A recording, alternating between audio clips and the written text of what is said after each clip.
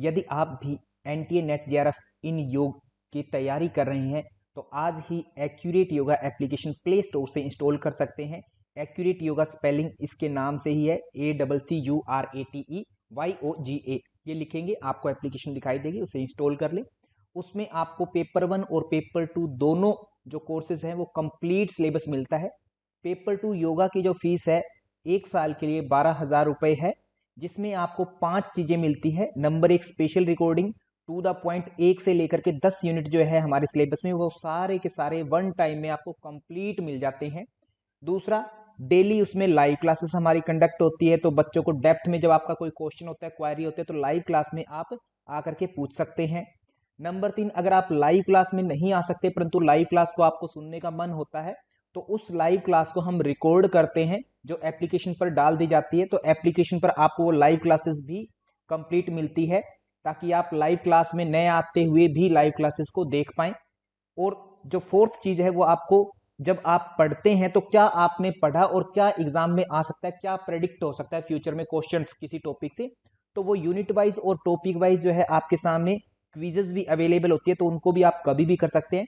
इसी के साथ में जो हमारी रीढ़ की हड्डी कही जाती है किसी भी एग्जाम की, PYQ series, previous year question paper, तो वो जो है आपको इसी पैकेज में पूरे कंप्लीट जो है प्रीवियस ईयर क्वेश्चन पेपर जितने आज तक हुए हैं योग विषय के, वो सारे के सारे आपको पांचों एक ही बार में मिल जाते हैं। ये सारा का सारा 1 साल के लिए 12,000 रुपए की फीस होती है, इसमें आप ज्वाइन कर सकते हैं।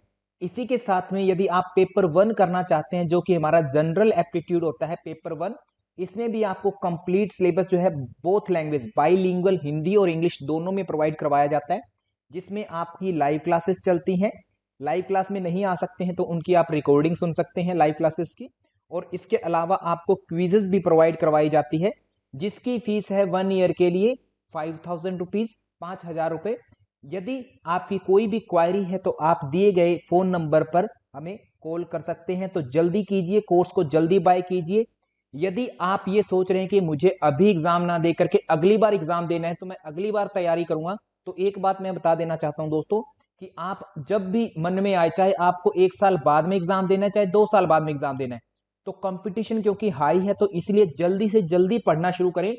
क्योंकि एग्जाम देना एक दिन होता है परंतु उसकी स्टडी, उसकी प्रिपरेशन जो है आपको पूरा साल कम से कम करनी होती है, तब जाकर के आप जो है जेआरएफ के लिए एलिजिबल होते हैं।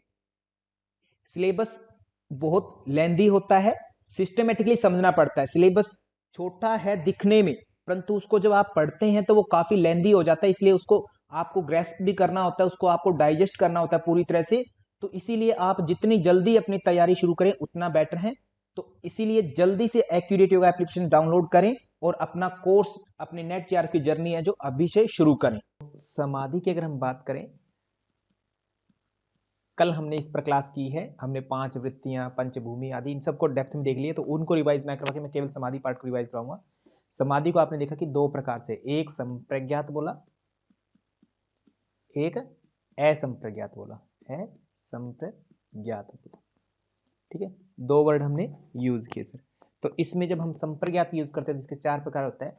वितर्कानुगत, वितर्क, इनकी सीक्वेंस जरूरी है, वितर्क, विचार, आनंद और अस्मितानुगत। ध्यान रखना सीक्वेंस बहुत ज्यादा जरूरी है। एक एक सूत्र कंठस्थ करने के लिए इसलिए फोर्स किया जाता है मानव चौहान साहब, क्योंकि एग्जामिनर सूत्र में से प्रश्न निकालता है ना, तो इसलिए आप लोगों के लिए बहुत ही ज्यादा जरूरी है। इनको अन्यथा मत लें, है ना, रिलैक्स मतलब इजी मत लेना इनको कि हाँ चल जाएगा काम, हिंदी हिंदी कर लेंगे चल जाएगा काम। तो जो हिंदी करने वाले विद्यार्थी जो आदि है हिंदी के, प्लीज सूत्रों पर फोकस करना, सूत्र बहुत ही ज्यादा इंपॉर्टेंट है। ओके सर, तो यहां पर वितर्क, विचार, आनंद, अस्मिता हो गई। और असंप्रज्ञात में 2 शब्द आए थे, भव प्रत्यय और उपाय प्रत्यय, ठीक है, ठीक है। वितर्क, अब पहले तो संप्रज्ञात के बारे में कह दिया कि संप्रज्ञात, वितर्क, विचार, आनंद, अस्मितानुगत हो गई, ठीक है। इसी में अगला ये सूत्र संख्या है, संप्रज्ञात समाधि को परिभाषित करने वाले सूत्र संख्या बताइए जल्दी से। मानव चौहान साहब क्लास में है या चले गए? संप्रज्ञात समाधि को जो सूत्र डिफाइन करता है वो सूत्र कितना है? 15 नंबर है, 12 नंबर है, या 16 नंबर है, या 18 नंबर है? सर 17, सह से संप्रज्ञात, सह से 17 में ये बात आ गई। अब 18वां सूत्र होता है तो वहां कहते हैं भव प्रत्यय विदेह प्रकृति लेना। भव प्रत्यय किन वाले वो का होता है? भव प्रत्यय विदेह प्रकृति, विदेह प्रकृति लयानाम साधकों का, प्रकृति लयानाम साधकों का उनका होता है। ठीक है, और आगे बोलते हैं, कहते विराम प्रत्याभ्यास, 18वां जो सूत्र है उसमें बोलते हैं विराम प्रत्याभ्यास संस्कार शेषो अन्य है। ठीक है, कहते जो आपने अभ्यास किया पहले वाली चीजों का विराम प्रत्याभ्यास पूर्व संस्कार शेषो ने, इसमें कहते संप्रज्ञात करते करते जब आपका संस्कार शेष रह गए, संस्कार शेष रह गए हैं कुछ, ठीक है, कुछ संस्कार रहे हैं, पता नहीं कौन से रहे हैं, तो वो वाली समाधि जो है असंप्रज्ञात में जाकर के पूर्ण हो जाए, तब संस्कार खत्म हो जाएंगे। अब मुझे बता सकते हो संस्कार कौन से रहे होंगे? कल हमने बात की थी, तो थोड़ा हिंट में देता हूं, संस्कार रहे हैं वो कौन से रहे हैं आप डिफाइन कर पाओगे? वितर्क और विचार, इन दोनों को हमने समापत्ति कहा था, चारों संप्रज्ञात समाधि के पार्ट है, बट इन दो को एक्स्ट्रा एक उपाधि दे दी है, कहते ये संप्रज्ञात के दोनों पार्ट ये समापत्ति के रूप में भी आप जानते हो, क्योंकि समापत्ति में तीन चीजें रहती है, ग्रहिता, ग्रहण और ग्राह्य। ठीक है, ग्राह्य, ग्राह्य हम विषयों से लेते हैं, शब्द स्पर्श रूप रस गंध या पंचमहाभूतों से जो ग्रहण किए जाते हैं, और ग्रहण हम इंद्रियों से लेते हैं जो ग्रहण करती हैं, और ग्रहिता मतलब ग्रहण करने वाला ज्ञाता के रूप में एकमात्र है, ज्ञाता के रूप में कौन है? आत्मा, यानी जीव आत्मा के रूप में हम वर्ड यूज करते हैं ऐसे। तो कहते हैं इन तीनों में एकाकारता सी आ जाती है, ऐसी कुछ जो चीज है वो समापत्ति है। ठीक है, ये सूत्र आगे चल करके आता है। समापत्ति वाला सूत्र कहां पर आता है? सिर्फ 41 नंबर सूत्र है प्रथम अध्याय में, क्षीण वृत्ति अभिजातस्य, कहते वृत्तियां थोड़ी कमजोर हो गई है, जो राजसिक और तामसिक थी वो वाली कमजोर होगी, सतोगुण प्रचंड वेग में आ गया, तो सतोगुण जैसे जैसे आता है समाधि की पराकाष्ठा होती जाती है। ठीक है, मणिर ग्रहित्री ग्रहण ग्राह्येषु ततस्तनंता समापत्ति, कहते उनका एकाकार सा हो जाना, कहते वो समापत्ति की बात कहती है, जब जहां पर विषयों की हम ग्रहण करते हैं, विषयों पर, विषय पंच तन्मात्रा या पंच महाभूत, तो वितर्कों को हम पंच महाभूत बोलते हैं, क्या बोलते हैं? भूत, पंचभूत, और विचारों को क्या बोलते हैं? पंच तन्मात्रा। ठीक है, या विषय बोल दो आप लोग, ठीक है, ये होते हैं सूक्ष्म होते हैं। तो भूतों के भी दो रूप है, एक स्थूल जो एक्चुअल फिजिकली आपको मिले, और एक उनकी अनुपस्थिति में भी आप उनको महसूस कर पाए। तो जब आप एक्चुअली मिल रहे हैं तो वो सवितर्क मतलब पंच महाभूतों के साथ में समापत्ति हुई। ठीक है, और जो नहीं मिल रहे तो उनके बिना निर्वितर्क हुई, निर्वितर्क समापत्ति हुई। निर्वितर्क समापत्ति संप्रज्ञात समाधि पूरा नाम। सेम ऐसी सविचार और निर्विचार। सविचार की अगर बात करें तो सविचार में एक कहते तन्मात्राओं के साथ में समापत्ति सविचार, और तन्मात्राओं की अनुपस्थिति में भी समापत्ति हो जाए निर्विचार समापत्ति, निर्विचार समापत्ति। I think I am very clear. ठीक है, तो इस प्रकार से आपकी समापत्ति सवितर्क निर्वितर्क सविचार निर्विचार करके 4 हो जाती है। बात यहां पर अपनी कंप्लीट होती है सर। डन। अब कहते हैं कि ये जो समापत्ति है, आनंद और अस्मिता समापत्ति है क्या? सर नहीं, ये समापत्ति नहीं है, ये दोनों की दोनों आनंद और अस्मिता संप्रज्ञात समाधि का प्रकार है, बट ये समापत्ति नहीं है। एक कहा गया था कि धीरे धीरे धीरे धीरे कहते आप आगे चलते जाओ, सतगुण आया, थोड़ा सतगुण, ऐसे समझो सतगुण आया, थोड़ा आया तो सवितर्क, और ज्यादा आया तो निर्वितर्क, और ज्यादा आ गया सतगुण तो सविचार, और ज्यादा सतगुण निर्विचार, और इससे भी ज्यादा सतगुण आ गया निर्विचार से, यानी निर्विचार की कौन सी अवस्था? वैशारद्य। वैशारद्य वर्ड यूज करते हैं वो सूत्र में, जिसका मतलब है कि सतगुण की पराकाष्ठा। तो निर्विचार की वैशारद्य अवस्था में क्या मिलेगा? बताओ क्या अवेलेबल हो जाएगा जल्दी से? डॉक्टर निहारिका परिहार मैम क्लास में है क्या? निर्विचार की वैशारद्य अवस्था में क्या मिल जाएगा? ऐसा कुछ खास चीज मिलेगी क्या?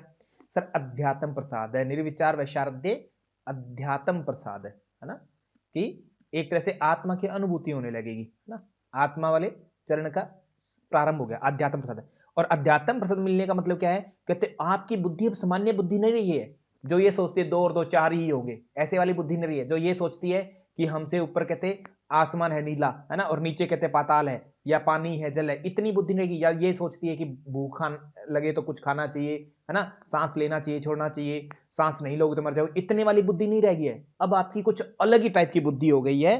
ठीक है, अलग ही टाइप की बुद्धि हो गई है। श्रुता अनुमान प्रज्ञाभ्याम अन्य विषया विशेष अर्थत्वात्, ऋतंभ्रा प्रज्ञा जिसको बोलते हैं, अध्यात्म प्रसाद में ऋतंभ्रा प्रज्ञा आपको मिल गई। ऋतंभ्रा प्रज्ञा, उसकी खासियत क्या है कि सुने हुए आपके विषय चाहे आप अनुमान कर सकते हो। हम अनुमान क्या करते हैं? परमात्मा होगा, है ना, वो बहुत शक्तिशाली, कंट्रोल करता है सारी दुनिया को, वो बहुत दयालु है, ऐसा हमारा अनुमान है, या ऐसा हमने सुना है। ठीक है, यही तो सुना है, यही अनुमान है हमारे। ठीक है, ओके, देखा तो नहीं अभी तक। कहते ऐसे जो अपनी बुद्धि है ना, इस प्रकार के इस प्रकार की बुद्धि से भी अलग कुछ विशेष ज्ञान प्रदान करवाती है, वो है ऋतंभरा प्रज्ञा, विशेष अर्थ ज्ञान करने वाली विशेष। अब देखो मुझे बताओ, मैंने जो प्रश्न पूछा था कि संस्कार शेष रह गए, वो संस्कार कौन से शेष रह गए? असंप्रज्ञात, संप्रज्ञात की हाईएस्ट अवस्था आ गई, संस्कार कुछ शेष हैं, बताओ कौन से हैं, कुछ बता सकते हो? ऋतंभरा प्रज्ञा के संस्कार है, वो सूत्र आता है ना आगे, कहते हैं जी तज्जह संस्कारो अन्य संस्कार प्रतिबंधी, कहते संस्कार कुछ रहे हुए हैं, ठीक है, संस्कार कुछ रहे हुए हैं, उन संस्कारों को भी कंट्रोल कर देती है, निरोध कर देती होती है, कौन सी? ऋतंभरा प्रज्ञा, ठीक है। परंतु ऋतंभरा के तो रह ही गए संस्कार, उसको कौन दूर करेगा? उसको कहते, उसकी बारी आ गई असंप्रज्ञात, कहते श्रेष्ठ से श्रेष्ठ बुद्धि को भी अब छोड़ दो, है ना, विवेक ख्याति जो हुई है उसको भी छोड़ो, अब कहते तस्य अपि निरोधे, उसको भी कंट्रोल करेंगे, खत्म करेंगे, उसका निरोध जो करवा दे वो निर्बीज समाधि यानी असंप्रज्ञात है, ऐसे, ठीक है। एक और पर्सपेक्टिव देना है मैंने आप लोगों को विद्यार्थियों, ये समाधि अभी खत्म नहीं हुआ है, हमारा पार्ट बहुत है ना, जितना जानोगे उतना ही और नई नई बातें मिलती जाएंगी जितने अलग अलग भाषा पढ़ोगे। तो देखो थोड़ा सा अलग तरीके से और मैं डिस्कस करता हूं, इसी को चलो बनाते हैं यहीं पर। समाधि थी, ठीक है, समाधि में क्या क्या विषय थे? वितर्क, संप्रज्ञात, असंप्रज्ञात, ठीक है। संप्रज्ञात के 4 पार्ट थे, वितर्कानुगत, विचारानुगत, आनंदानुगत और अस्मितानुगत, ठीक है, ये 4 प्रकार थे, ओके। अब यहां पर वितर्क पंच महाभूतों को बोला, विचार आपने जो जैसे जैसे बोलते गए, असंप्रज्ञात को मैं नहीं लिख रहा हूं, अभी आपको कुछ और समझाना है। अभी प्रकृति और पुरुष वाला चार्ट याद करो, प्रकृति और पुरुष, ठीक है। प्रकृति और पुरुष में से प्रकृति से क्या उत्पन्न हुई? महत तत्व, उससे पे क्या उत्पन्न हुआ? अहंकार। अहंकार 3 भागों में विभक्त हुआ है, फिर उसको आप डिवाइड कर लेते हो, कहते सात्विक, रासिक, तामसिक। तो सात्विक अहंकार से आप कुछ जानते हो, कहते सात्विक अहंकार से क्या पता हो, मैं ऐसे लिखना चाह रहा हूं, इस प्रकार से चार्ट लिख रहा हूं। सत्व अहंकार है, वहां से मन और इंद्रियां, 10 इंद्रियां, 5 कर्म इंद्रियां, 5 ज्ञान इंद्रियां, अर्थ समझ रहे हैं। फिर आगे तमोगुणी अहंकार है, उससे क्या पैदा होता है? उससे कहते पंच तन्मात्रा पैदा होती है, तन मात्रा, और 5 तन्मात्राओं से पंच भूत पैदा होते हैं, क्या? पंचभूत, ठीक है। अब हमें वितर्कानुगत समापत्ति करनी, वितर्कानुगत जो संप्रज्ञात समाधि है वो चलनी है। तो यहां पर अपने लिए जानने लायक क्या क्या चीजें हैं? सर सब कुछ जानना है, कुछ भी नहीं पता अभी हमें ना, इन 25 तत्वों में से हमें कहते कुछ भी तो नहीं पता, ये 25 एलिमेंट है, इनमें से अभी तक तो हमें कुछ भी नहीं पता कहते, ठीक है। तो हमारे लिए ये पुरुष ये भी जानना है, महतत्व, अहंकार, मन, इंद्रिया, इनका एक ग्रुप है, इसको भी जानना शेष है, ठीक है। और पंच तन्मात्राएं हैं, इनको भी जानना शेष है, और पंच महाभूतों को भी नहीं जाना है अभी तक, तो हमने इनको भी जानना शेष है। 4 एलिमेंट्स है अलग अलग तरीके से, इन चारों को हमें जानना है, अभी तक तो यही है, यही कह रहा है कि इन चारों को हमें जानना है, कुछ भी नहीं जाना हमने, बात को समझना मेरी, नैथानी अंबिका में अभी तक हमने कुछ भी नहीं जाना हुआ है, हमें हर चीज को जानना है अभी तो फिलहाल तो, ठीक है, हर एक चीज को जानना है, ठीक है। ऐसे बात चल रही है, इस सेंस में मैं बात कर रहा हूं। 4 पार्ट में मैंने बांट दिया 25 तत्वों को, तो कहते हैं हमें सारी चीजों को जानना है अभी फिलहाल, कुछ भी नहीं जाना हुआ हमें, ओके। अब कहते हैं, कहते जी ये पंच महाभूत है, स्थूल भूतों पर वितर्कानुगत होती है, कहते ये इसमें जान जाओगे, स्थूल भूत जो है पंच महाभूत है, पंच महाभूत पृथ्वी जल अग्नि वायु आकाश, इनको कहते हैं इन पर एकाग्रता से वितर्कानुगत ये सिद्धि हो जाएगी, इनको जान जाओगे। वितर्कानुगत करने से पहले आपके 4 विषय जानने योग्य थे, 4 चीजें थी जानने योग्य, 4 पार्ट में मैंने बांटा, तो 4 चीजें जानने योग्य थी, बट आप उनमें से एक को जान जाओगे, कितने रह गए? अब 3 चीजें जानने योग्य रहेगी। 3 में कौन कौन? कहते अब 3 में पंच तन्मात्रा और ये आनंद वाले विषय, महत्व, अहंकार, मन, इंद्रिया और पुरुष, 3 रह गए। 3 में से विचारानुगत में क्या जान जाओगे? पंच तन्मात्रा जान जाओगे, इस पर यानी बुद्धि एकाग्र हो जाए, इनका साक्षात्कार कर लोगे। साक्षात्कार का मतलब ये कि रियल एसेंस समझ लोगे। हम केवल बातों से, लॉजिक से समझते चीजों को, एक्चुअल चीज कुछ अलग ही होती है। आपको कितना भी कहा जाए कि एक है ना कंगारू होता है, वो जानवर ऐसा ऐसा होता है, कितने भी शब्दों से बयां करें, जब तक आप एक्चुअल में नहीं देखते तब तक थोड़ा सा तसल्ली नहीं होती, उसको जान नहीं पाते हम, रियल ज्ञान नहीं होता। तो ऐसे ही शब्दों में नहीं, धीरे धीरे आगे पंच तन्मात्रा विचारानुगत हो गया, ठीक है। आनंद, अब कितने विषय रह गए? 2 विषय रह गए। पंच तन्मात्रा का काम हो गया, पंच महाभूत हो गया। अब 2 रह गए, महत्व, अहंकार, मन, इंद्रिय, ये रह गए। अब 2 विषय हैं, इनमें से आप आनंद जिससे मिलता है, सुख जिससे मिलता है, उनको जान लोगे। किसको? सर, मन को, इंद्रियों को, और अहंकार को, और महत्व को। इन पर जो है अपना समापत्ति कर लोगे। अब इसके बाद में एक चीज जानने योग्य रह गया, पुरुष विजिज्ञास्य, है ना, ये जानने योग्य रह गया। तो इसको भी कहते, इसमें अस्मितानुगत, मतलब इस स्वरूप पर आप समाधि करते हो, अस्मितानुगत। हालांकि उसका रियल रूप प्रकट हो गया कि मैं कुछ और हूं, ये आभास हो गया, पर अभी भी कहते कुछ संस्कार तो शेष है।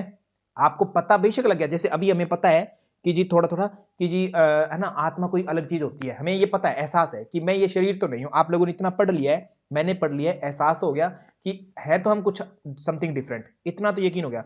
बट हमारे संस्कार है जिसके कारण से हमें भूख भी लगती है, प्यास भी लगती है, दर्द भी होता है। वो शरीर वाले गुण तो सारे हैं हमारे अंदर, कुछ अलग हुए, केवल शब्द शब्द ही तो पता है हमें। तो सेम ऐसे ही कहते आपको थोड़ा सा एहसास हो गया अब रियल में कि कुछ अलग है, बट आपके संस्कार अभी विशेष है। और वही संस्कार कौन से हैं?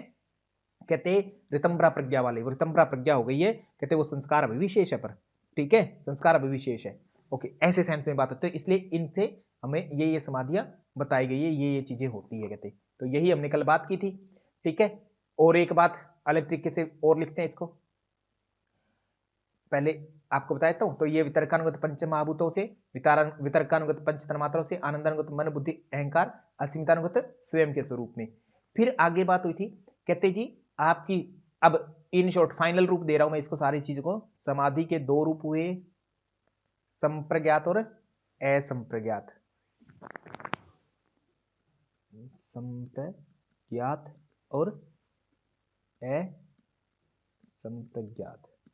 संप्रज्ञात को आपने 4 भाग किए, जिसमें चारों को आपने लिखा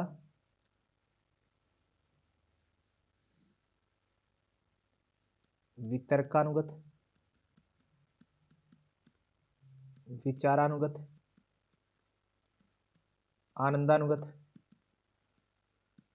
अस्मितानुगत, ठीक है, ये 4 हुए। अब वितर्कों में से कितने भेद हुए? सवितर्क, निर्वितर्क, ठीक है, निर्वितर्क। सेम सविचार के 2 भेद हुए, विचार के 2 भेद हुए, सविचार, निर्विचार। शब्दावली इनके लिए बहुत जरूरी है। सूत्र कहता है सवितर्क, समापत्ति कहने के लिए आपको वर्ड यूज चाहिए, ग्रहित्री, ग्रहित्री, ग्रहण और ग्राह्य। इन 3 विषयों का कहते हैं एक आकार सा होगा, तत्संजनता समापत्ति, तब समापत्ति वर्ड यूज होगा, समापत्ति। सवितर्क कहते जब किसी वस्तु का आपको शब्द, अर्थ और ज्ञान, इन तीनों का मिश्रण सा होगा, और तो इनका ज्ञान होगा, तो वो सवितर्क समापत्ति रहेगी। तो वो कौन सी रहेगी? सवितर्क। शब्द अर्थ ज्ञान विकल्पे सवितर्क कहा, ठीक है, ऐसी समापत्ति रहेगी सवितर्क। और निर्वितर्क जो है वो कौन सी रहेगी? निर्वितर्क। सवितर्क होगी, निर्वितर्क कौन सी रहेगी? कहते जी शब्द अर्थ ज्ञान इन तीनों का होना जरूरी नहीं है, बस एक चीज छोड़ दो, और क्लियरिटी आ गई, और क्लियरिटी आ गई। क्या हुआ? क्लियरिटी आने से मेरी स्मृति जो है, स्मरण शक्ति सही होगी, स्मृति परिशुद्धो, परिशुद्धो। स्वरूप शून्य, स्वरूप शून्य, रूप उसका कहता शून्य हो गया, ठीक है, मतलब शारीरिक रूप से शून्य हो गए, स्वरूप शून्य। और अर्थ मात्र निर्भासम, क्या कहा?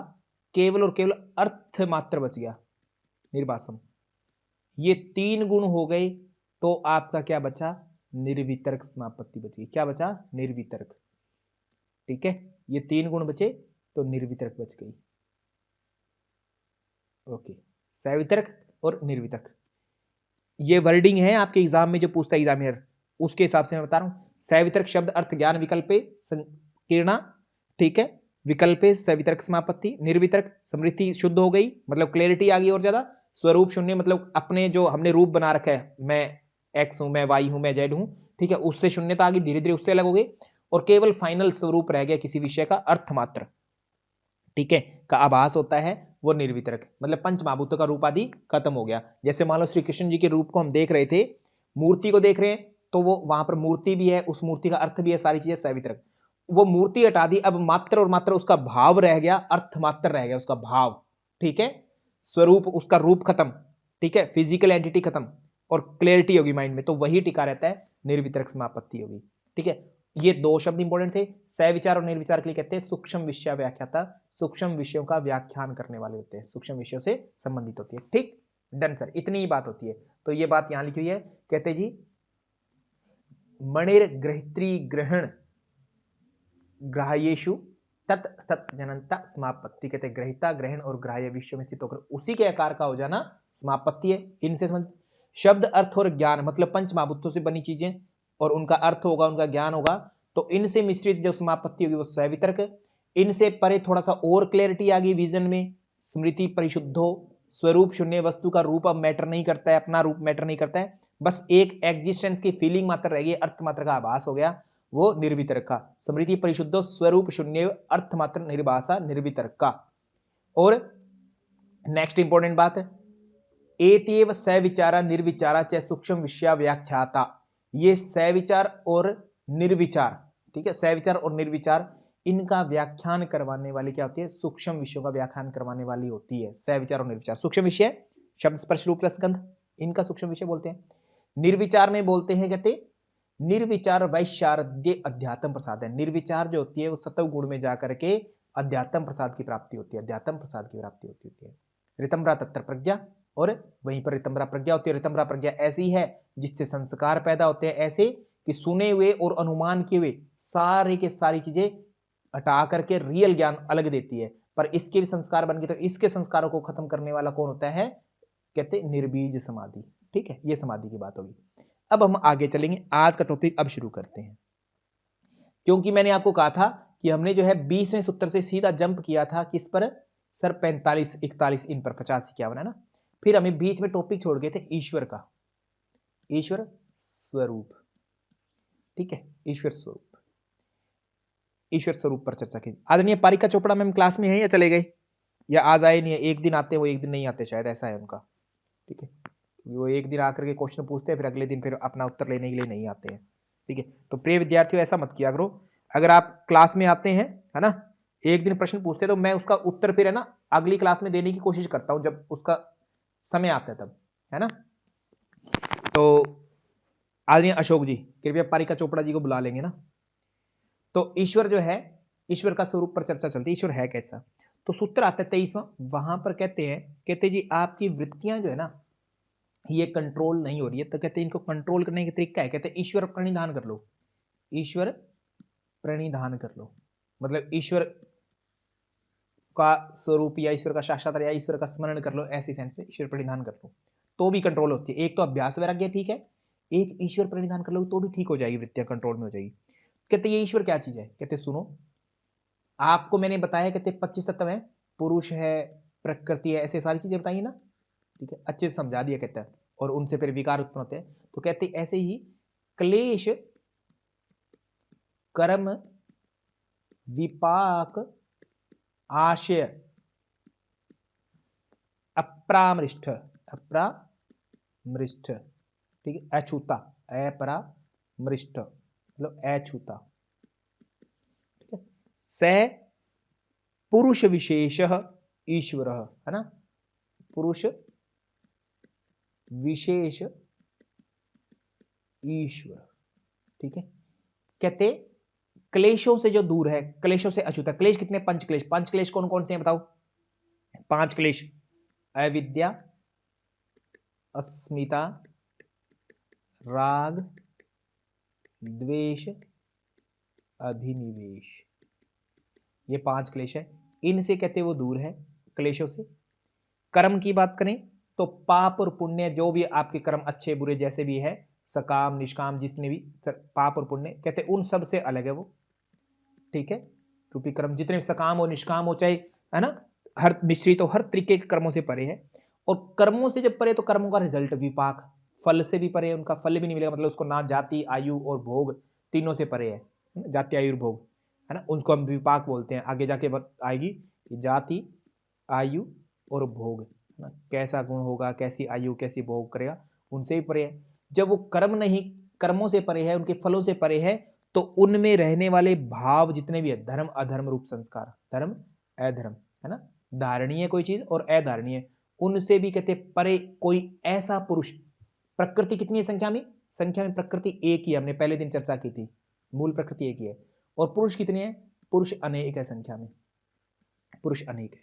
तो कहते इन सब से परे, कहते पुरुष अनेक है, उन पुरुषों में से कोई ऐसा पुरुष हो, कोई भी हो सकता है, वो मैं हूं, आप हो, या कोई XYZ, तो वो सारे क्लेशों से परे हो, कर्मों से भी परे हो, विपाक उनके फलों से भी परे हो, और धर्म अधर्म धारणीय अधारणीय इन संस्कारों से भी परे हो, अच्छा बुरा संस्कार है उनसे भी परे हो, वो कोई भी पुरुष होगा, वही विशेष पुरुष जो है ईश्वर कहलाएगा। क्या?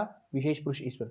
अब यहां पर पारिका चोपड़ा मैम की बात आती है। पारिका चोपड़ा जी एक विद्यार्थी हमारे, उन्होंने प्रश्न पूछा पहले ही दिन, कहते जी मुझे तो ईश्वर को जानना है, ठीक है, कि ईश्वर बताओ कहां पर है? प्रकृति और पुरुष, और प्रकृति से महत्त्व पैदा होता है, ठीक है, महत्त्व से अहंकार, ऐसा कुछ आया था, अहंकार से फिर कहते सात्विक अहंकार है, तो मन बुद्धि इंद्रिय, मन और इंद्रियां पैदा होती है, और तामसिक अहंकार होता है, तो क्या पैदा होता है? पंच तन्मात्रा,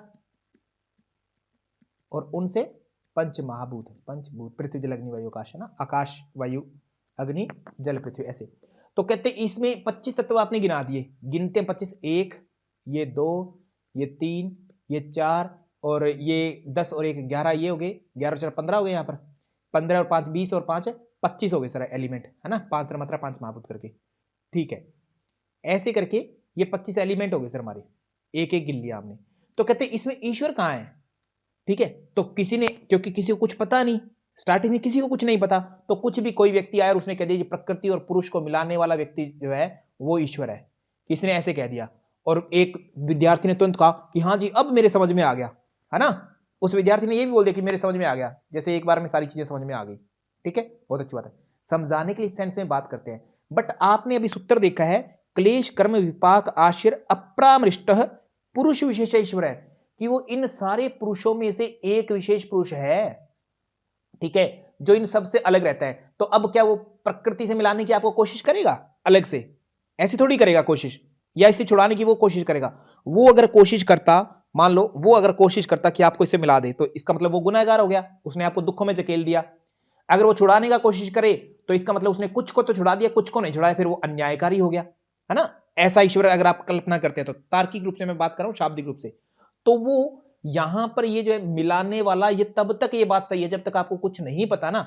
योग दर्शन आप केवल MA BA में पढ़ रहे हो, उसी सेंस में आप बात करते हो, ज्यादा चर्चा नहीं करते हो डेप्थ में, तो आपके लिए ठीक है कि पुरुष और प्रकृति को मिलान करने वाला ईश्वर है, ऐसा कह सकते हो। बट योग सूत्र के 195 सूत्र, उन सूत्रों में से कहीं पर भी यह बात सिद्ध नहीं होती कि प्रकृति और पुरुष को मिलाने वाला ईश्वर है या उनको छुड़ाने वाला ईश्वर है ना। इस सेंस से बात नहीं, बस ये है कि उसकी आराधना करने की, उससे आप रियल स्वरूप को जान जाओगे, बस इतना है, ठीक है। इस सेंस से बात नहीं, तो पुरुष इनमें से ही एक है। तो हालांकि जब काउंटिंग करोगे तो आप 25 न कह 26 ही तत्व करोगे, क्योंकि इन्होंने एक ईश्वर वर्ड अलग यूज कर दिया है, ठीक है। उसको आप मिलान करने वाला समझो या पुरुषों में से एक विशेष समझ लो, किसी भी सेंस में लो, वो आपकी मर्जी है, बट आप 26 तत्व कहोगे योग दर्शन में, ठीक है। तो आदरणीय पारिका चोपड़ा में इतना मत समझ लेना कि जी पुरुष और प्रकृति को मिलान करने वाला ईश्वर है या इनसे अलग करने वाला ईश्वर है, उसकी व्याख्या थोड़ी अलग है, परंतु हमारी जो बुक्स पब्लिश हुई है उसमें इसी स्वरूप में बातें की जाती है। हालांकि उसमें आक्षेप करते हैं विद्वान जन बहुत सारे, ठीक है। आशा करता हूं अभी आप थोड़ा सा समझ गए होंगे, वो भी थोड़ा सा, ठीक है। तो अब हम चर्चा करते हैं ईश्वर के स्वरूप पर। कहते हैं ईश्वर कैसा है? कहता है ईश्वर प्रणिधानाद्वा, ठीक है, ईश्वर के प्रणिधान से कहते हैं उसके जो है वृत्तियां आदि कंट्रोल हो सकती है। वो ईश्वर कैसा है? क्लेश कर्म विपाक आश्रय अप्रामृष्ट पुरुष विशेष ईश्वर है। क्लेश कर्म विपाक और आश्रय, क्लेशों से परे, क्लेश अविद्या अस्मिता राग द्वेष अभिनिवेश पंच क्लेश, कर्म पाप पुण्य कर्मों से, विपाक उनके फलों से, कर्मों के फलों से, आश्रय उनके धर्म अधर्म रूप संस्कार से, अच्छा बुरा जो भी है, ठीक है। और उनसे अप्रामिष्ट अछूता है जो, वही ईश्वर है, वही ईश्वर है। अब आपसे देखो मजे लेगा एग्जामिनर कैसे पूछेगा। इस सूत्र को तोड़ो। यहां पर शब्द दिख रहा होगा, हाईलाइट करता हूं मैं इसको, ये शब्द दिख रहा है,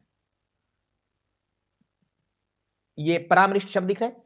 कहेगा कि क्लेश कर्म विपाक आश्य से परामृष्ट हो तब ईश्वर होगा पुरुष, या अपरामृष्ट हो तब ईश्वर होगा। सूत्र देखकर तो ये लग रहा है कि पैरामृष्ट, ए तो है ही नहीं इसमें, ऐसे लग रहा है किसी विद्यार्थी कोई कहे तो, ठीक है, तो परामृष्ट आएगा।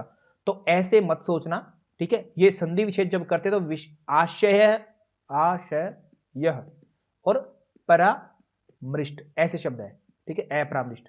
तो इनको जोड़ने से जो है आशय र परामृष्ट लुप्त हो जाता है विसर्ग संधि करने पर, ठीक है। तो अपरामृष्ट है, इसलिए मैंने स्पेशल मेंशन भी किया। तो इसको, ऐसे शब्दों को थोड़ा ध्यान रखना आप, ठीक है। तोड़ कर एग्जामिनर आजकल पूछता है ना। Okay, done. और ईश्वर की खासियत क्या हुई, कहते ईश्वर में सर्वज्ञ बीजम, वह सब चीजों को जानता है, सब सर्वज्ञ है, सर्वज्ञ मतलब सब चीजों को जानने वाला। वह हर चीज के बीज, मतलब कोई भी चीज अगर आज होगी या आगे होगी, उन सब के बीजों को भी जानने वाला है। निरअतिशयम, उसमें किसी चीज की कमी नहीं है, कि आप कमी की भी बात करो ना, कमी है क्या, कमी की भी कमी नहीं है उसमें भी, कमी भी उसमें भी है। आप ये कमी नहीं है उसमें, तो कमी जो होता है ना, लोस बोलते हैं जिसको, वो भी उसके अंदर भी है, परमात्मा में ऑलरेडी है वो कमी शब्द भी, है ना। और लाभ तो है ही है। निरतिशम सर्वज्ञ बीजम, कहते हैं उसमें किसी भी चीज की बिल्कुल निराश, बिल्कुल इंच मात्र भी कमी नहीं है। स एष है, वह पूर्वेशाम अपि, वह सबसे पहले से जितने भी गुरुजन हुए हैं उन गुरुओं का गुरु है, काल से भी परे है, कालेनान अवच्छेदात। और उसको फिर कैसे कहें, ईश्वर ईश्वर कर ले, कहते नहीं, उसका अच्छा नाम ले लो, तस्य वाचकः प्रणव है, ओंकार, ठीक है, उसका ओंकार है। हलवाई की दुकान पर गए, ठीक है, हलवाई की दुकान पर, तो हलवाई का एक नाम है, ठीक है, उस नाम से उसको कहोगे तो वो हलवाई आपको एक खास मिठाई देगा, ठीक है, मिठाई देगा, ध्यान रखना, मिठाई देगा। वो हलवाई खुद नहीं आ जाएगा अपने पास। तो हमें जब ये एक प्रश्न पूछा जाता है, अब ये हलवाई बात वाली बात सुनना, हमसे पूछा योग का उद्देश्य क्या है, योग का उद्देश्य सामान्य सा उत्तर होता है कि ईश्वर प्राप्ति, अच्छा वर्ड है, ठीक है, ईश्वर प्राप्ति, ठीक है, बहुत अच्छा वर्ड है। अब आपसे प्रश्न पूछ लिया नेट जेआरएफ का प्रश्न, एनटीए नेट जेआरएफ में पूछ लिया, ईश्वर प्राप्ति या कैवल्य या समाधि या ध्यान, बताओ जी क्या है योग का उद्देश्य, बताइएगा। आज निपारिका चोपड़ा मैम क्लास में है या चले गए, चले गए क्या, ओके। तो उत्तर तो भी बाकी विद्यार्थीगण।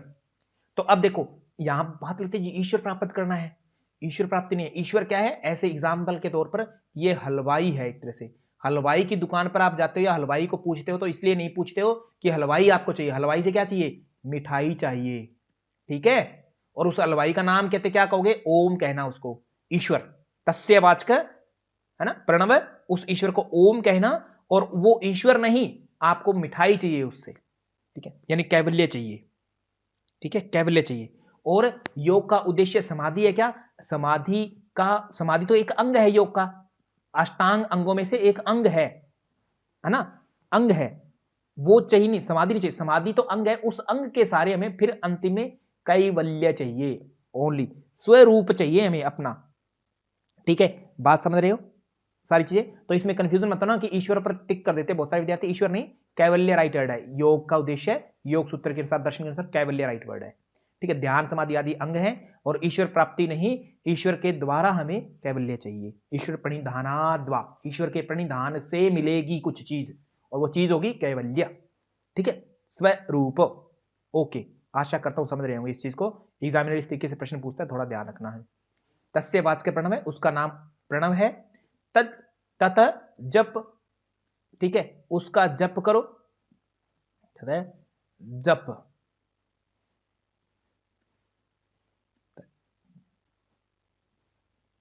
जप, तद अर्थ, और भावनम, भावना, उसका नाम आपको लेना है, उसका जप करना है ओंकार का, ठीक है, उसके अर्थ के साथ में और भावना के साथ में, तीनों वर्ड इसमें दिए गए सूत्र में, सूत्र से ही आपके शब्द निकल रही है।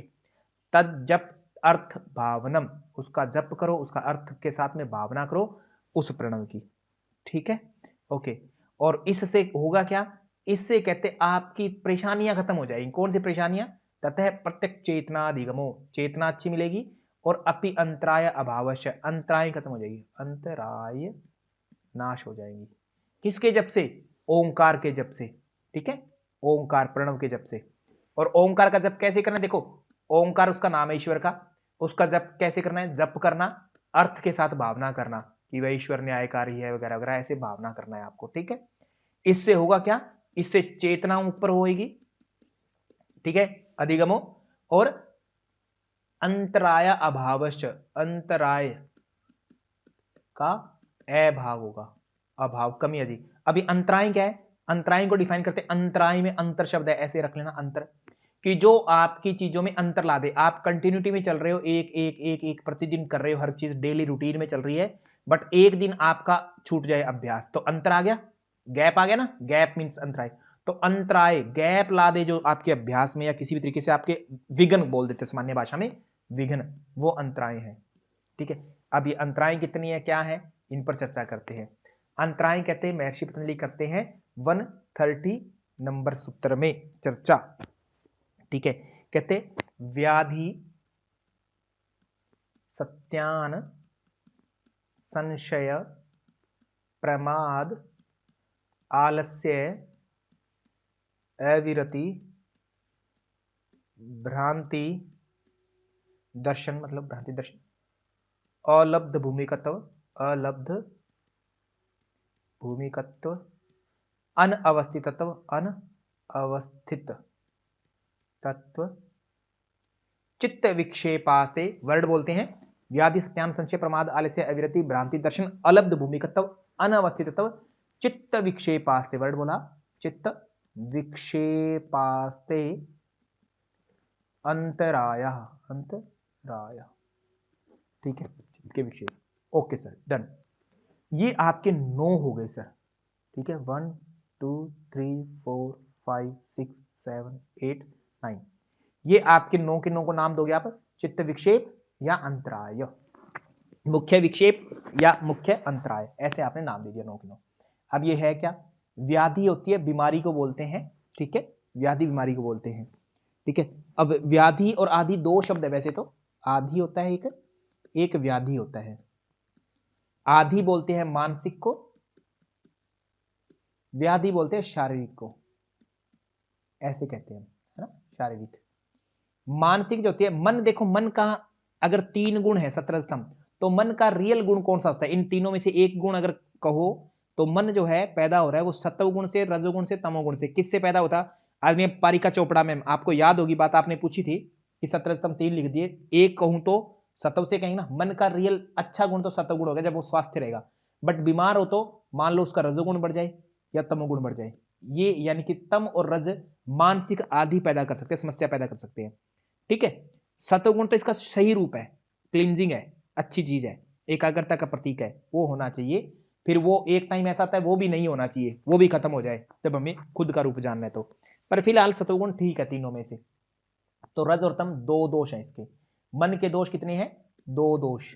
शरीर के दोष कितने होते हैं? 3 होते हैं, इसलिए त्रिदोष वर्ड यूज होता है। त्रिदोष में क्या क्या आता है? वात, पित्त और कफ। ठीक है, वात, पित्त और कफ, ये 3 दोष आ जाते हैं। समझ गए होंगे बात को? ठीक है, यानी व्याधि को आप क्या कहोगे? व्याधि को क्या कहोगे? रज और तम से पैदा होने वाले या वात पित्त कफ से पैदा होने वाली? व्याधि को डिफाइन करो। ये जो व्याधि कहा गया है, ठीक है, ये व्याधि क्या है सर? डेफिनेटली शारीरिक है। ये त्रिदोषों के असंतुलन से होगी, त्रिदोष के असंतुलन से। ठीक है, त्रिदोष के असंतुलन से, अगर व्याधि का अर्थ वही है तो। ठीक, समझ गए? बाकी मैंने ये अलग बात बताई है रज और तम की, ये भी ध्यान रखना, एग्जाम में ये बात अलग से पूछ लेता है किसी अलग कॉन्सेप्ट में, तो मैंने यहां पर भी चर्चा कर दी हल्की सी कि आधी मानसिक को कहते हैं और मानसिक रज और तम से होती है, सतोगुण से नहीं होती। सतोगुण से तो ठीक हो जाती है मन की बीमारियां, यानी एकाग्रता आ जाती है। सतोगुण तो जितना बढ़े उतना अच्छी बात है, और एक टाइम पर सतोगुण पूरी तरह लुप्त हो जाना चाहिए, तीनों गुणों से हम लुप्त हो जाए, वो सबसे बेस्ट बात है। ठीक है, ओके, डन है सर। तो त्रिदोष वात पित्त कफ के असंतुलन से कहते व्याधि होती है। ठीक है, सत्यान संशय, सत्यान क्या होता है? चित्त, आपको पता है सुबह 4 बजे उठना चाहिए, सबको पता है, अलार्म भी लगाते सब कुछ करते हैं, परंतु फिर भी कहते नहीं उठाया तो सर्दी बहुत है, कहीं ना कहीं मन कर लेते हैं, चित्त की अकर्मण्यता, अकर्मण्यता कि सब पता है फिर भी हम नहीं करते, अभ्यास की इच्छा ही नहीं है, इच्छा ही नहीं होना। हमें पता है इस अभ्यास से ये रोग दूर हो जाएगा, वो रोग दूर हो जाएगा, फलाना ये वो पता नहीं क्या क्या पालेंगे। दुनिया में जितनी धन दौलत है केवल योगाभ्यास करने से पाई जा सकती है, सब चाहिए भी पर मन नहीं करता। ठीक है, सत्यान यानी मानसिक आलस्य, ऐसे वर्ड यूज कर लो। बट आप कहोगे अभ्यास की इच्छा न होना या चित्त की अकर्मण्यता, ये वर्ड यूज करोगे कि चित्त नहीं मान रहा अंदर से, मन बुद्धि अहंकार तीनों के तीनों, है ना, तीनों के तीनों नहीं मान रहे, काम में जी नहीं लग रहा। ओके सर, ठीक है, डन। संशय, संशय सीधा है डाउट, इंग्लिश में बोल दो चाहे आप, वही वर्ड रिप्रेजेंट कर डाउट, मतलब जब दो या दो से, एटलीस्ट कम से कम दो होनी चाहिए, एक नहीं दो, दो या दो से अधिक रास्ते हों और उनमें निर्णय न कर पाना, निर्णय न कर पाना। ठीक है, जब निर्णय हो गया तब तो फिर फाइनल डिसीजन होगा, तब संशय नहीं रहेगा। एक चाहे अच्छा रास्ता चुन लो, एक रास्ता जा रहा है शराब की दुकान पर, एक जा रहा है भगवान की दुकान पर। ठीक है, तो अब मैं मोड़ पर खड़ा हूं, किधर जाऊं, ये संशय है ना, संशय है डाउट में। ठीक है, दोनों में से निर्णय, बट मैं एक रास्ते पर चल दिया, चाहे वो शराब की दुकान पर चल दो चाहे भगवान की दुकान पर, एक रास्ते पर चल दिया तो निर्णय होगा, तब संशय खत्म। ठीक है, योगाभ्यास में संशय रहते हैं कहीं ना कहीं। ठीक है, साधकों को तो कहते हैं इससे भी योगाभ्यास खराब होता है। बीमार हो गए तो आप अभ्यास नहीं कर पाओगे, चित्त नहीं मान रहा, मन ही नहीं कर रहा अभ्यास करने का, तो नहीं करोगे तो खराब हो जाओगे। संशय हो गया तो खराब हो जाए काम। प्रमाद, अब प्रमाद क्या होता है, अब मान लो मन है योगाभ्यास करने का, पहली बात तो मन ही नहीं हुआ, सारी बातें पता थी, आप जैसे अपने चाचा ताऊ दादा दादी को बताते हो कि भाई ये कर लो ये कर लो, वो कहता मैं नहीं करूंगा, एक तो ये बात है। दूसरा आपकी बात है कि हम करते तो है परंतु अच्छे से नहीं करते, कभी कभी मन मार के, क्योंकि करना है कर लेते हैं यार ठीक ठाक, है ना, सूर्य नमस्कार 12 करने को कहा था किसी ने, तो जल्दी जल्दी करो और बात खत्म। काम कर लिया पर काम ढंग से नहीं किया, काम कर लिया पर ढंग से नहीं किया, कि अनुष्ठान प्रॉपरली नहीं करना। एक ये बात कही योग के अंग, क्योंकि ये योग के अंगों की बात है, योग के अंगों का अनुष्ठान तप श्रद्धा ब्रह्मचर्य पूर्वक न करना, यानी कि है ना, श्रद्धा पूर्वक न करना, ऐसा कर लो, श्रद्धा पूर्वक या अश्रद्धा पूर्वक करना। ठीक है, अश्रद्धा में सारे आगे, तप अ ब्रह्मचर्य सारे आगे, तप है ना, अश्रद्धा पूर्वक करना, कि मैं कर भी रहा हूं। ठीक है, कोई कहे कि ये काम किया करो, योगाभ्यास किया करो, सुबह उठे क्यों नहीं, देखो जी मैं उठा था, ध्यान नहीं किया, मैंने ध्यान किया था, सुबह सुबह उठ करके प्लाथी मार के चौकड़ी मार करके बैठ गया, दीवार के सारे बैठा था, देखा नहीं था, है ना, मतलब ठीक ठाक सा बस काम चलाऊ सा दिखाने के लिए, ऐसा। ये है प्रमाद, ये मन से होता है, एक तरह से मन काल से, मतलब आप शरीर से तो कर रहे हैं बट मानसिक रूप से प्रॉपरली फॉलो नहीं कर रहे, कहीं ना कहीं आप लूज छोड़ रहे हैं चीजों को, तो फिर वैसे रिजल्ट आएगा। ठीक है, एक दिन धीरे धीरे छूट ही जाता है पूरा अभ्यास। ठीक है, आलस्य, अब आलस्य क्या है, आलस्य शरीर का होता है, प्रमाद मन का, सत्यान भी मन का। सत्यान और प्रमाद में अंतर समझ में आ गया, doctor Parika Chopra ma'am class में है या अभी तक या चले गए, लगता चले गए। ठीक है, तो शरीर जो है, शरीर में कफ बढ़ जाए, ठीक है, तो भारीपन आ जाता है। अब सर वैसे ही उठने का मन नहीं करता, ये कब आता है, जैसे मान लो बहुत ज्यादा भोजन कर लो आप रात में या दिन में, है ना, शाम को अभ्यास करता है कोई, कोई सुबह सुबह करता है, तो रात में बहुत ज्यादा भोजन कर लिया तो नींद ज्यादा आएगी।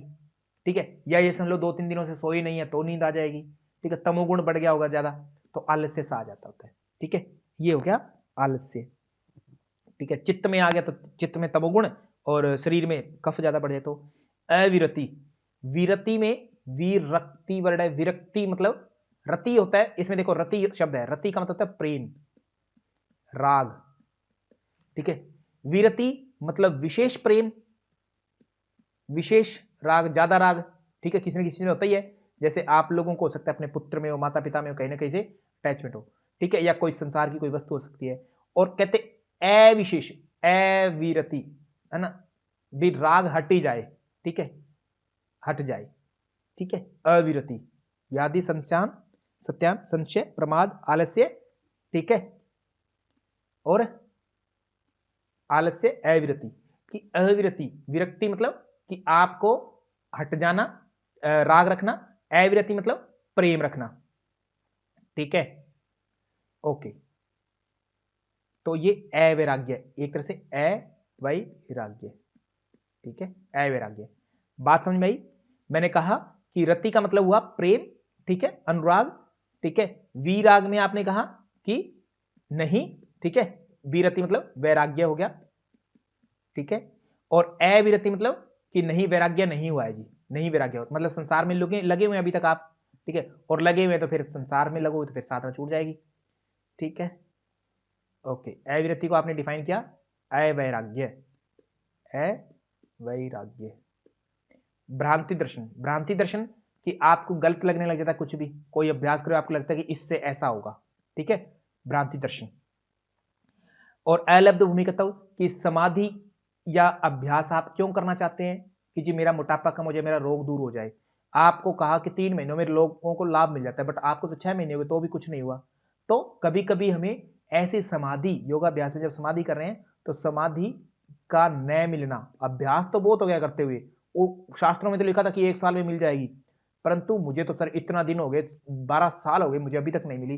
तो समाधि भूमि का न मिलना, क्योंकि ये योगाभ्यास सारा समाधि के लिए चल रहा है ना, समाधि का न मिलना, अलब्ध, मिलना ही न, ठीक है। अगर मान लो बाई चांस मिल गई, आपने योगाभ्यास किया और आपका कोई रोग दूर हो गया, ऐसे समझो, ठीक है, बुखार ठीक हो गई, या किसी की चर्म रोग दूर हो गया, या किसी का कैंसर ठीक हो गया, किसी का कुछ ठीक हो गया, पर आपने अब अभ्यास कम कर दिया तो जिससे वो रोग फिर से आ गया, फिर से चर्म रोग हो गया, फिर से दिक्कत आ गई, तो वो स्थिति न बनी रहना, यानी समाधि मिल गई किसी कारण से, किसी को समाधि मिल गई थी पर फिर से समाधि की स्थिति छूट गई किसी कारण से, वो है अनवस्थित। बताओ वो समाधि कौन सी रही होगी, इसकी जो रोगी है कोई व्यक्ति, मतलब रोगी मतलब जो चित्त विक्षेप आए उसके, उसको कौन सी अवस्था आई है जिसके कारण वो समाधि छूट गई उसकी, बताइए जल्दी से। संप्रज्ञात ही छूट सकती है, असंप्रज्ञात नहीं छूटेगी ना, यानी समाधि की स्थिति न बनी रहना, पहले तो मिलती नहीं है वो है अलब्ध, मिल गई तो बनी नहीं रहेगी, न बनी रहना, बनी नहीं रहेगी, वो छूट जाएगी सर, अनअवस्थित जिसको बोलते हैं, क्या बोलते हैं, अनअवस्थित। तो ये नो हो गए सर, ठीक है। नो के नो को समझे एक बार, ये रहा सर, कहते अंतराएं हैं नो, चित्त विक्षेप पैदा करती है, व्याधि सत्यान संशय प्रमाद आलस्य अविरति भ्रांति दर्शन अलब्ध भूमिकत्व अनवस्थित चित्त विक्षेपास्ते अंतराया, ठीक है, चित्त विक्षेपास्ते अंतराय, चित्त विक्षेप है मूल, या अंतराय अंतर ला देती है। इन सब के वर्डों के मीनिंग समझ लेना, व्याधि बीमारी होगी, सामान्य भाषा में कहूं तो वात पित्त कफ का असंतुलन। सत्यान मन नहीं कर रहा सर, है ना, चित्त बोलते क्योंकि योग में तो चित्त शब्द यूज होता है सबको मिला के, मन बुद्धि अहंकार को मिला के, ठीक है, तो चित्त की अकर्मण्यता, मन नहीं कर रहा काम करने का। संशय, फंसे में करें या ना करें, है ना, निर्णय नहीं कर पाए। प्रमाद, सर मन से इच्छा नहीं हो रही, मतलब ऐसे तो कह दिया कि हाँ मैं कर रहा हूं अभ्यास सारा कुछ है, पर दिल से नहीं करना किसी काम को, ठीक है, आपसे कोई धक्के से करवा रहा है, ऐसा प्रमाद, ठीक है। जैसे मैं कह दूं कि योग सूत्र आपको कंठस्थ करने हैं सभी को, तो बहुत सारे विद्यार्थी क्या करेंगे, पहली बात तो बुक ही नहीं उठाएंगे, सत्यान, काम ही नहीं करेंगे। दूसरी बार बुक उठाई, पढ़ने लगे, 2 दिन हो गए, 3 दिन हो गए, 4 दिन हो गए, 5 दिन हो गए, कह सर मेरे याद नहीं हो रहा। ये क्या प्रमाद है, ये मन का कि याद क्यों नहीं है, याद तो करने से होगा, इसका मतलब आप बुक को देख रहे हो, उसको रटने की कोशिश की ही नहीं है, धक्का किया ही नहीं है, जिद्द करनी पड़ती है रटने के लिए, केवल किताब देखना जरूरी नहीं है, जिद्द से ही होते हैं काम, है ना, अपने आप के साथ धक्का। तो प्रमाद वो है जिसमें आपको योग सूत्र याद नहीं हो रहा, जबकि योग सूत्र याद करने की कोशिश प्रतिदिन करते हो, इसमें कोशिश नहीं की, ठीक है, कोशिश नहीं की, और इसमें आपने कोशिश की, दोनों का रिजल्ट एक ही है कि सर याद नहीं हुआ। कोशिश नहीं करोगे तो पता ही नहीं क्या था योग सूत्र में, कोशिश की तो बस अक्षर पढ़ते और भूल जाते, अक्षर पढ़ते भूल जाते, कि प्रॉपर नहीं याद करे ढंग से। आलस्य में सर शरीर का आलस्य है ना, ओके। अविरति, सर वैराग्य नहीं हुआ, संसार में राग है अभी तक, प्रेम है संसार में अभी तक ज्यादा। और भ्रांति दर्शन, सर मिथ्या ज्ञान होने लगता है, ऐसे ऊट पटांग बातें आने लगती है कि ये वाला स्वर चलाओगे तो ये हो जाएगा, है ना, ये वाला करोगे तो ऐसे हो जाएगा, है ना, कोई सच्चा गुरु नहीं मिल रहा इसलिए समाधि सिद्धि नहीं हो रही है, वगैरह वगैरह उल्टी सीधी बातें आएगी, ये वाला ग्रह होगा तो ऐसा हो जाएगा, वैसा हो जाएगा, मिथ्या ज्ञान बोले तो, ठीक है, प्रमाणिक ज्ञान नहीं होता एक तरह से। अलब्ध भूमिकत्व की भूमि का मिलना ही नहीं, समाधि की अवस्था प्राप्त नहीं होना। अनअवस्थित की स्थित नहीं रह रहे, अब स्थिरति हमारी गिर गई है, स्थिर न रहना, समाधि मिल गई बट हम गिर गए, नीचे आ गए, किससे, संप्रज्ञात से, असंप्रज्ञात से वापस नहीं आ जाएगा, ठीक है, वो तो फाइनल हो ही जाएगी, संप्रज्ञात से हम नीचे आने के चांसेस है, इसलिए इसको सबीज बोलते हैं। नो हो गए, कहते बाई चांस ये नो होती है ना, मान लो किसी के त्रिदोष ऊपर नीचे हो गए और वात बढ़ गया, मतलब दर्द हो रहा है उस व्यक्ति को, दर्द हो रहा है, तो उसको दुख होगा या सुख होगा, सर दुख होगा, दुख हो गया ना, ठीक है, डेफिनेटली दुख होगा, और दुख होगा कराह रहा है पीड़ा से, तो उसका सांस सम रह पाएगा? मैं उसको कहूँ सामान्य सांस लो, धीरे लो, नहीं, सांस भी उबड़ खाबड़ हो जाएगा। क्या हो जाएगा?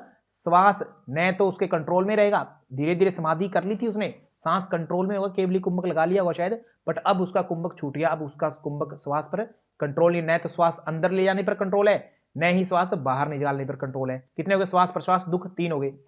उसके पैर, हाथ पैर कांपने लग जाए छोटी छोटी चीजों में, ठीक है। नॉर्मली आप लोगों की एज है, मेरी एज है, हमारा थोड़ा अंगों पर कंट्रोल है क्योंकि शक्ति है।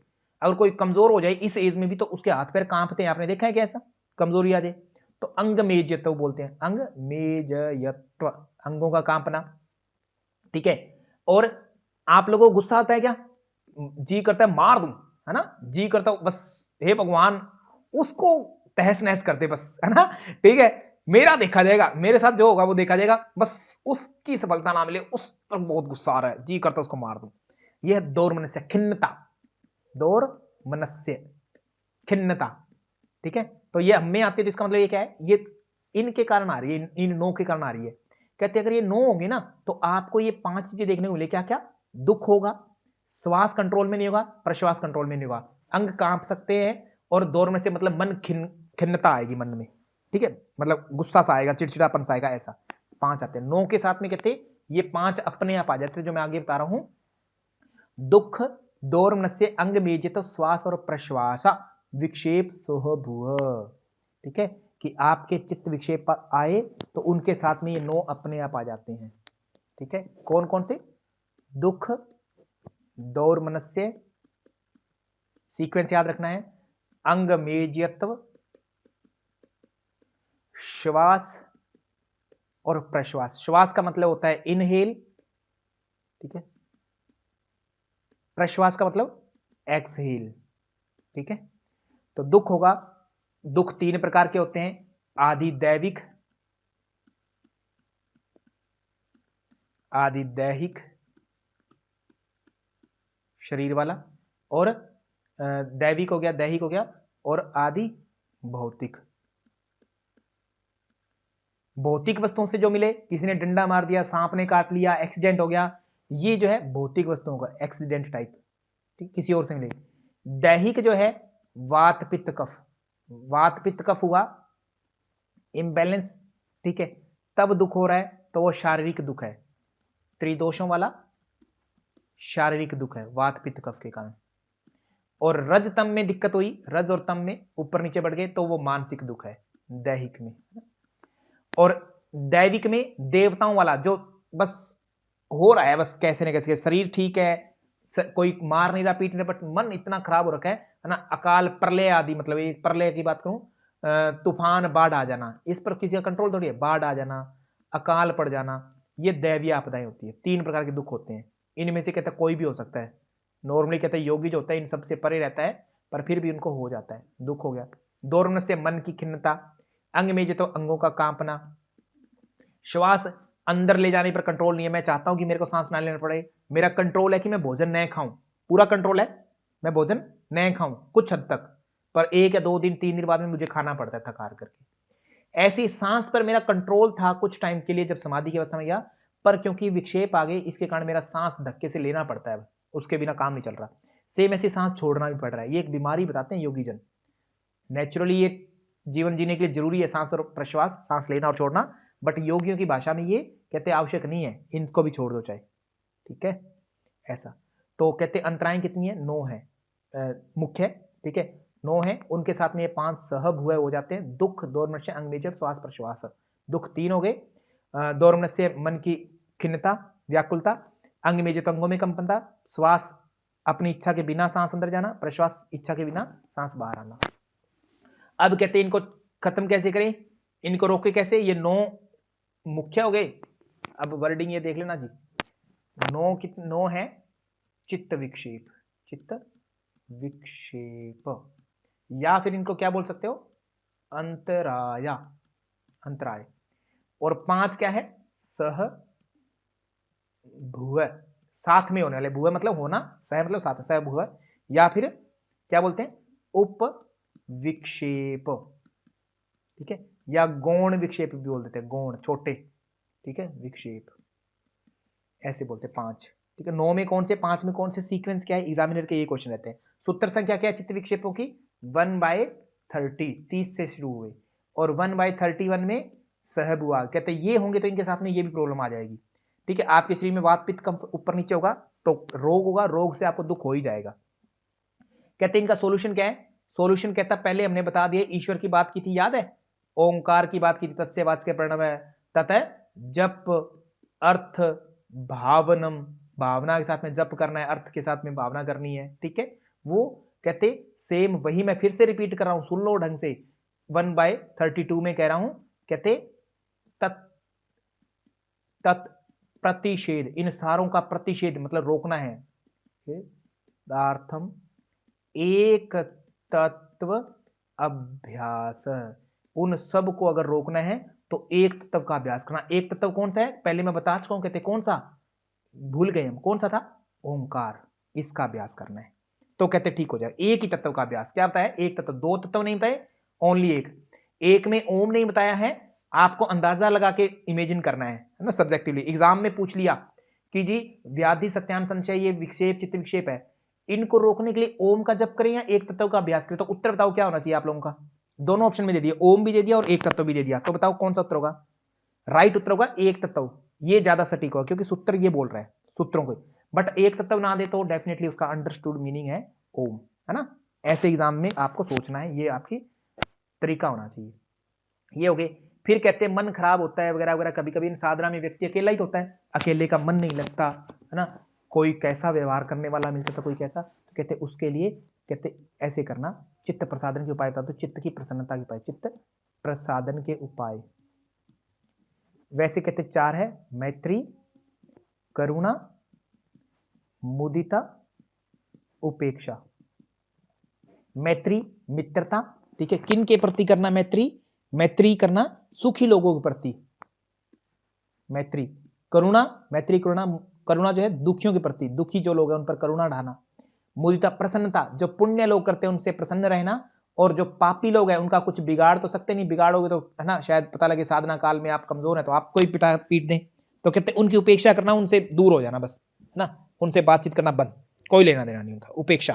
ठीक है, उनको ज्यादा सम्मान तवज्जो मत देना, ठीक है, उपेक्षा। तो अपुण्य, ठीक है, यानी पापी।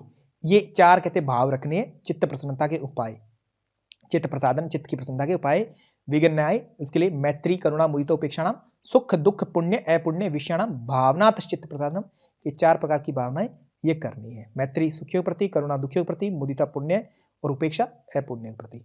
ठीक है, डन होगी बात। अब आगे बात करते हैं हम, कहते ये तो है सूत्र संख्या कितना 33, 133, ये एक चित्त प्रसादन बता दिया, इनको हम चित्त प्रसादन कहते हैं क्योंकि ये 4 है इसलिए इनको भावना चतुष्टय भी बोल देते हैं, और ये योग के लिए बढ़िया है, पॉजिटिव है, ये ऐसे करने चाहिए, दुखियों के प्रति है ना प्रेम, सुखियों के प्रति जो है मित्रता, दुखियों के प्रति करुणा, सुखियों के प्रति मित्रता, पुण्य जो है मुदिता यानी प्रसन्नता, और उपेक्षा मतलब नेग्लेक्शन, अपुण्य यानी पापियों के प्रति, ये योग के लिए पॉजिटिव चीजें, योग में बढ़ने के लिए, चित्त की निर्मलता प्रसन्नता के लिए।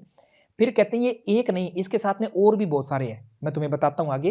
पहला ये हो गया मैत्री करुणा, इसके साथ में 6-7 और है, आगे 40वें सूत्र तक चलेंगे, मतलब 39 तक चलेंगे, ये सारे बताएंगे, ठीक है। तो मैत्री करुणा मुदिता उपेक्षा नाम, सुख दुख पुण्य अपुण्य विषयाणाम भावनात् चित्त प्रसादनम, एक हो गया। दूसरा प्रच्छर्दन विधारणाभ्याम वा प्राण से, कि सांस को नाक से बाहर फेंकना बार बार, एक तरह से आप कपाल भाती या भस्त्रिका समझते हो ना, वैसा कहते हैं बार बार सांस को बाहर निकालना। विषयवती व प्रवृत्ति उत्पन्ना मनसा स्थिति निबंधनी, कोई विषय है शब्द स्पर्श रूप रस गंध, इनमें से किसी विषय पर एकाग्रता करनी, जैसे किसी ने जो है शब्दों पर एकाग्रता कर ली, मंत्रों पर, आप समझते मंत्र है ना, उन पर एकाग्रता कर ली, वही जप किया जा रहा है, उससे मन बंध जाता है, कंट्रोल हो जाता है। या कोई गंध का विषय हो सकता है, कोई रूप का, कोई रस का, ऐसे सबके अलग अलग है। विशोका व ज्योतिषमती, ज्योतिषमती प्रवृत्ति होती है एक प्रकाश के रूप में, कहते उसका शोक रहित मतलब दुख से रहित है ना स्थिति, उसका आप कल्पना कर सकते हैं, उससे प्रसन्नता रहेगी, चित्त शुद्धि रहेगी, चित्त शुद्धि या प्रसन्नता दोनों के रूप में प्रश्न बन सकता है। वीत राग विश्वम वा चित्तम, बिना राग, राग मतलब आसक्ति, वीत राग मतलब आसक्ति नहीं है, ऐसे महापुरुष जिनकी किसी चीज में आसक्ति नहीं रही, ऐसे लोगों का चिंतन करो, ठीक है। तो कहते चित्त उनसे प्रसन्न रहेगा, उससे भी। या फिर सपने में कुछ अच्छे अच्छे विचार आए आपको, कल्पना, निद्रा अच्छे से आ जाए आपको, है ना। ऐसी चीजों का भी आप आलंबन ले सकते हो प्रसन्नता के लिए, चित्त की शुद्धि के लिए। या अगर तुम्हें ठीक लग रहा है तो कोई और रास्ता ठीक लग रहा है, यथा विमत ध्यानाद्वा, जैसे तुम्हें ठीक लगे वो कर लेना, पर चित्त तुम्हारा शुद्ध हो जाना चाहिए, ठीक लगे, है ना, वो कर लेना। ये सारे कहते हैं चित्त शुद्धि या चित्त प्रसादन के उपाय हैं। कितने हैं? 7, याद रखेंगे, 7 चित्त प्रसादन के या चित्त शुद्धि के उपाय 7 बोले हैं इनको, ठीक है। एग्जामिनर दोनों अर्थों में पूछ लेता है तो थोड़ा रेडी रहेंगे। क्लियर है? ओके। इनका थोड़ी व्याख्या लिखी हुई है, यहाँ पर व्याख्या देखते हो आपकी पीपीटी में आपको मिल जाएगी। तो मैत्री करुणा मुदितोपेक्षाणाम सुख दुख पुण्य अपुण्य विषयाणाम भावना चित्त प्रसारण, मतलब सुखी दुखी के प्रति ये व्यवहार। प्रच्छद्रण विधारणाभ्याम, मतलब श्वास को बार बार निकालना है आपको, तो प्राणायाम यानी कि उससे चित्त शुद्धि होती है। विषयवती, मन में कुछ विषय होते हैं उनके प्रति प्रवृत्ति हो जाती है तो मन धीरे धीरे स्थिर होता है अन्य विषयों से। और शोक मुक्त ज्योतिर्मय होता है, उसका भी चित्त शुद्ध स्थिर होता है। वीतराग विषम व चित्तम, जो व्यक्ति राग और द्वेष से मुक्त होता है उसका भी चित्त शुद्ध होता है। स्वप्न निद्रा को आधार बना करके चित्त की शुद्धि होती है। यथा विमत ध्यानाद्वा, जैसे ठीक लगे उस चीज का ध्यान कर लो पर चित्त शुद्ध होता है। यानी ये सारे सारे सातों चित्त शुद्धि के उपाय हैं, कॉमन चित्त शुद्धि या प्रसादन के उपाय रूप में बोल सकते हैं। मेन प्रसादन के कितने रहेंगे? मेन ये पहला श्लोक है यही रहेगा, ठीक है, मेन यही रहेगा। आपसे सब में से छांटने लायक है तो 1/30 यही है, 33 एकमात्र चित्त प्रसादन का। बाकी उसके सहायक है, कहते ऐसे ऐसे कर सकते हो, सहायक अंग है, ठीक है। जो आपने आदि दैविक आदि भौतिक खाना बताया था कि इसके अंदर ये चीज होने की वजह। ओके, इनकी आवाज मेरे पास ही कट के आ रही है या आप सबके पास भी कट के आ रही है? कट रही है सर। ओके ओके, ठीक है, मतलब वो मेरी तरफ सबके पास ही ठीक है ठीक है ठीक है। देखो, आदि भौतिक आदि दैविक, दैविक तो देवताओं वाला हो गया जिसका मनुष्य का कोई कंट्रोल नहीं। जैसे बाढ़ आ जाए, इसमें कोई मनुष्य का रोल नहीं है, कोई कार का कोई रोल नहीं है। बाढ़ आ जाए, अकाल आ जाए, भूखमरी पड़ जाए, ठीक है, पृथ्वी पर उल्का पिंड गिर जाए, उसमें कोई मनुष्य का रोल नहीं है, दैविक होगी। भौतिक, भौतिक पदार्थ कुछ भी पंच महाभूतों से बने, जो भूतों से बने हुए, चाहे वो आपके ऊपर ईंट गिर गई, ठीक है, कार से टक्कर हो गई, आप फिसल के गिर गए, सांप ने काट लिया, शेर ने हमला कर दिया, वो सारे भूतों से बने हुए पदार्थ, पंचभूत मतलब पदार्थ, प्राणियों कोई भी। आध्यात्मिक वर्ड यूज करते हैं, आदि दैहिक बोलते हैं इसको। आध्यात्मिक जब यूज करते हैं तो ये 2 भागों में बांट देते हैं, एक तो शारीरिक, एक मानसिक। शारीरिक होता है वो वात पित्त कफ से होता है, वात पित्त एंड कफ से शारीरिक होता है, ठीक है। और मानसिक जो होता है वो रज और तम से होता है, ठीक है, आध्यात्मिक। इतना ही है। हाँ जी पारिका मैम, कुछ और पूछना चाह रहे हैं क्या आप? ये क्लियर है? नहीं सर, एग्जैक्टली यही पूछ। ठीक है, अभी क्लियर है, थैंक यू सर जी। किसी अन्य विद्यार्थी का कोई प्रश्न हो?